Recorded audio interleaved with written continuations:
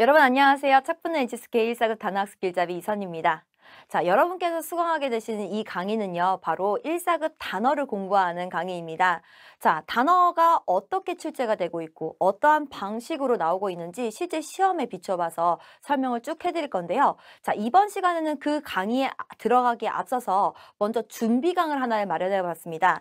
자, 준비강은 무엇을 하기 위해서 만들었는가? 자, 단어를 하러 공부하러 들어오신 분들이지만은 어쨌든지 간에 어법적인 기초가 약해서 힘들어하시는 분들이 분명히 있다란 말이죠. 자, 그리고 단어를 공부할 때요, 저희 어쩔 수 없이 문장으로 공부하는 경우가 대다수입니다.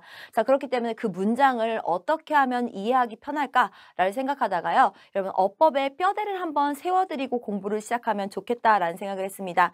자, 중국어의 기본 어순 주술목이야 라는 걸 알고 계시는 분도 혹은 알고 계시지 못하는 분들도 어떻게 해서 이러한 문장 구조가 생겨난 건지, 왜 중국 사람들 자꾸 어순 중요하다고 하는 건지, 그러한 내용들을 오늘 저와 함께 다시 한번 살펴보셨으면 좋겠습니다. 자, 그럼 첫 번째 페이지부터 보겠습니다, 여러분. 처음에 제가 말씀드리고 싶었던 거는요, 바로 주술목으로 들어가는 게 아니었어요.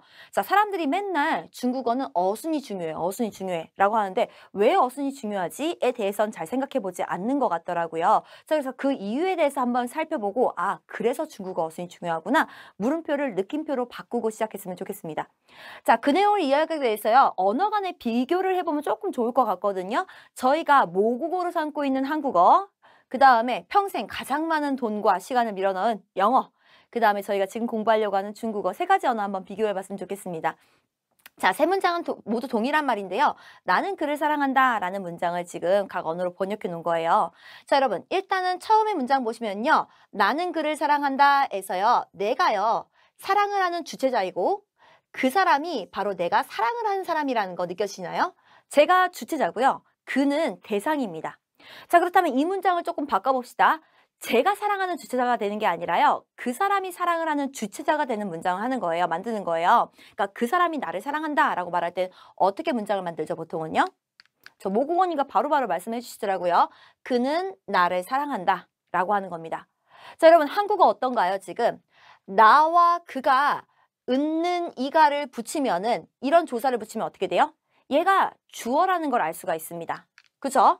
자, 반면에 그와 나에다가요, 을이라는 조사를 붙이면 어떻게 되죠? 얘가 목적어라는 거 알게 되죠. 뭐 당연한 얘기를 이렇게 심오하게 말을 할까라고 하시는 분도 있으시죠.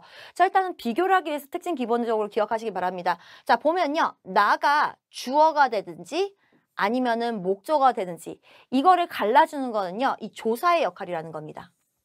또 어떤가요? 그가 주어가 되는지 아니면은 그 사람이 대상체가 대상이 되는 건지, 즉 목적어가 되는지는요, 이 조사를 통해서 갈라놓는다는 겁니다. 중심어를 하나에 두고요, 어떠한 조사를 붙이느냐에 따라서 은느니가를 붙이면 주어가, 을르를 붙이면은 목적어가 되는 게 바로 한국어입니다. 그래서 이런 언어를 언어학적으로 구분을 해보면요, 교차어라는 말로 구분을 하기도 해요. 뭔가 이제 붙여준다 이 말인 거죠. 자, 반면에 영어 어떤지 한번 살펴봅시다. 똑같은 문장 내리면요, I love him이 됩니다. 자, 그러니까 이 문장에서도요, 내가 사랑을 하는 사람인 거고요, 행위자.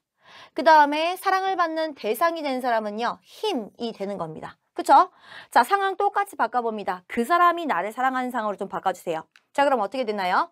He loves me가 되겠죠. loves는 좀 빼놓고요, 여러분. 일단 he라는 게요, 지금 주인공이 되니까는 원형 그대로 써 있고요. 그 다음에 나라는 사람이 대상이 되니까 어떻게 됐어요? me라고 바뀌어 있죠. 그죠? 자, 한국어랑 비교하면서 이 포인트 정리해 볼게요, 여러분. 그러니까 내가 혹은 그 사람이요, 주인공, 주체자가 된다라고 했을 때는요, 바로 원형 그대로 써 있는 겁니다. 자, 반면에 대상이 됐을 때, 목적어가 됐을 때는 어떻게 돼요? 그 사람은 힘으로, 나는 미로, 이렇게 격을 어떤 걸 받느냐에 따라서 모양이 완전히 변해버리죠. 즉, 한국어는 중심어를 유지한 채로 어떠한 조사를 붙이느냐에 따라서 주어가 되기도 목적어가 되기도 하지만, 영어는 어떻다는 거예요? 아예 단어의 형태를 변화시켜버리는 겁니다. 그렇기 때문에 우리는요, 원형 그대로 있으면 일단 주어라고 생각을 하고요, 이렇게 힘이나 미와 같이 형태가 변화된 상태를 보면요, 아, 얘 목적어구나 라는 걸 대번에 알아차릴 수가 있습니다. 어떻게 되기 때문에요? 단어의 모양이 바뀌어 있기 때문입니다. 자, 그럼 마지막입니다, 여러분. 중국어 어떤가요? 중국어는 여러분 기본적으로 我爱他, 난 그를 사랑해요 라고 말을 합니다. 자, 그럼 뒤집어서요. 그 사람이 나를 사랑한다 라고 하면은요. 행위자가 어떻게 바뀌는지 한번 보세요. 자, 他爱我라고 밖에 말할 수가 없을 거예요. 자, 여러분. 그 사람이 사랑을 하는 사람이고요. 제가 사랑을 받는 대상입니다. 정리 한번 해볼까요? 자, 그러니까요. 나랑 그가요. 행위자였을 때 이렇게 쓰이고요. 그 다음에 대상이 됐을 때는요. 또한 이렇게 쓰인다고 합니다. 자, 이렇게 두면 잘 모르시겠나요, 여러분? 다시 한국어랑 영어랑 대비해 볼게요. 자, 한국어는 어떠한 아이, 중심어가 유지가 되는 건 맞아요. 근데요, 은는이가를 붙여 아니면 을르를 붙여에 따라서 주어, 목적어 갈라졌죠. 여기가 주어 자리고 여기가 목적어 자리인 거잖아요. 내가 주체가 됐을 때, 그리고 내가 대상이 됐을 때 모양에 뭔가 플러스 알파, 돼지꼬리 하나 붙었나요? 아니라는 거죠. 자, 반면에 영어랑 비교해보면 어떤가요?